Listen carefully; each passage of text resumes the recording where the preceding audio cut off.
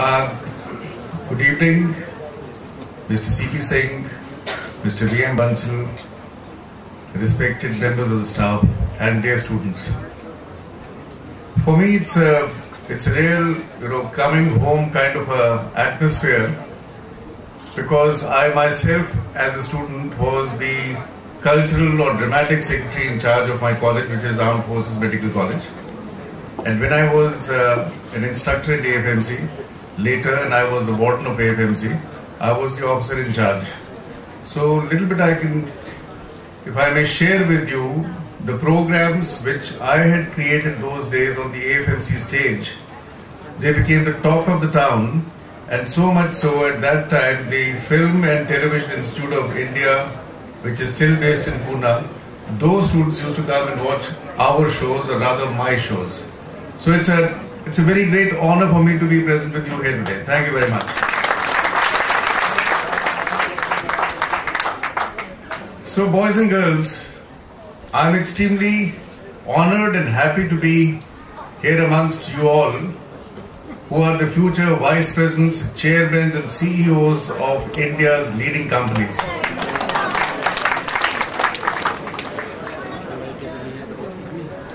Well, in the near future, you will be receiving your degrees from this esteemed institution, and that is going to be the most proudest day of your lives. The industry perceives NDIM amongst the best business schools in India, and I can assure you that the products of this institution have really excelled in industries across the country. So, another round of applause for all of you. As you've just heard, we run India's largest diagnostic company, having more than 135 labs and 2,000 collection centers and more than 3,500 employees. And we would like to regularly employ pass-outs of your institution. So I hope all of you don't get into the automobile industry or, software industry. Please look at healthcare industry, especially pathology, also as a future job prospect. In the near future, you will be entering the practical phase of your life.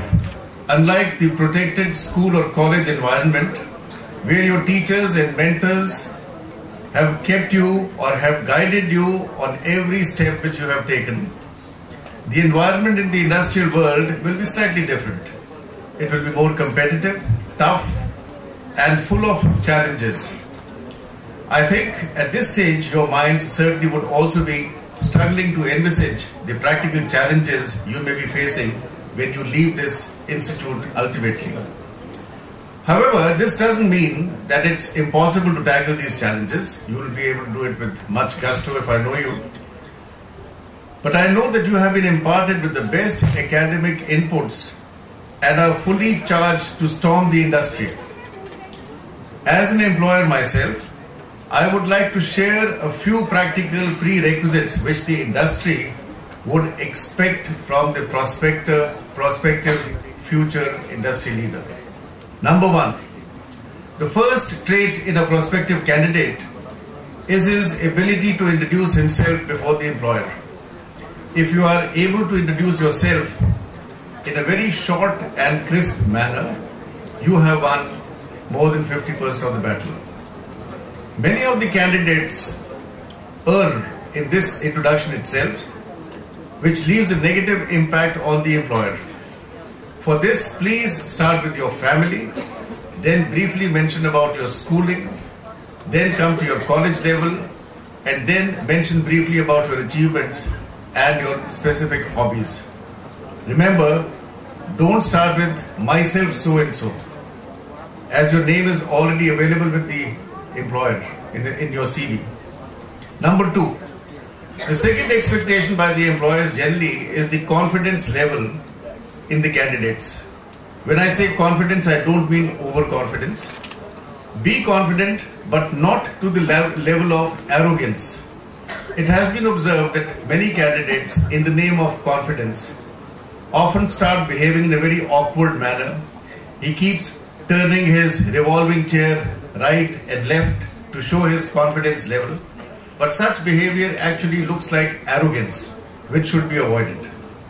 So try to be calm, composed and confident. In fact, the employer would be employing you to fill up his future managerial positions and would like the prospective candidate to be confident, as he would be required to lead a function or a vertical in the future.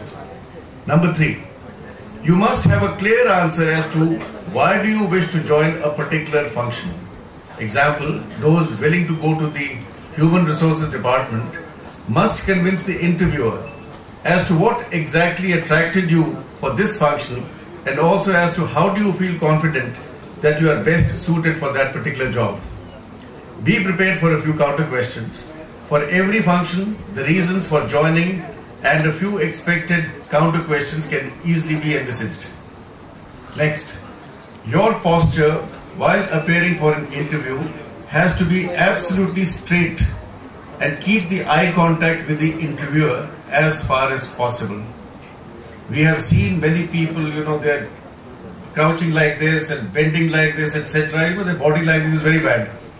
And I have seen that, so has Sir seen, many people, including a previous Prime Minister of India, who could not make eye contact. Even on TV, he was looking up at the ceiling. No names taken, sir. Your posture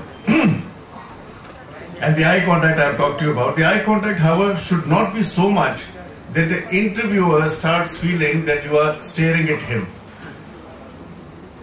And by the way, things have changed in the armed forces also, where more and more women are joining, fighting arms, etc. In the US armed forces, they have actually put an SOP in writing that the eye contact between you and the lady, who may be your senior or junior, has to be for 3 seconds.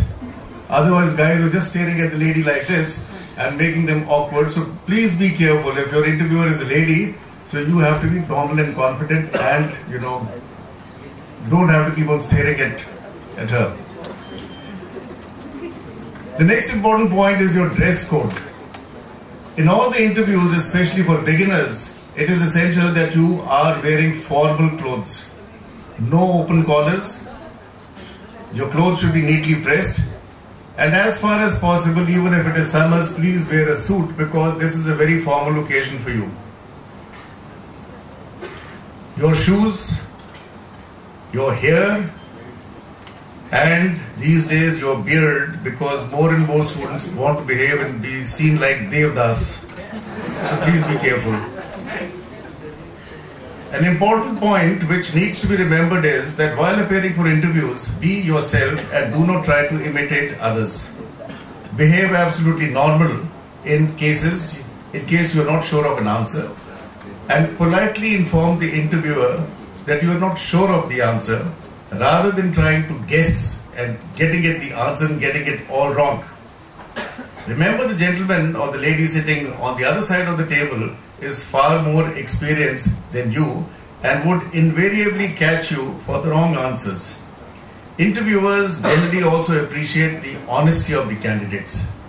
In case he is not sure of the answer, it's not the end of the world. I'm not supposed to know everything in medicine, by the way.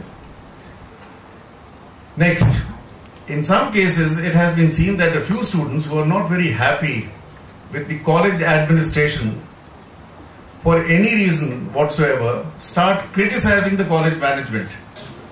For God's sake, in your interest, never do that, as the prospective employer is very allergic to such criticism.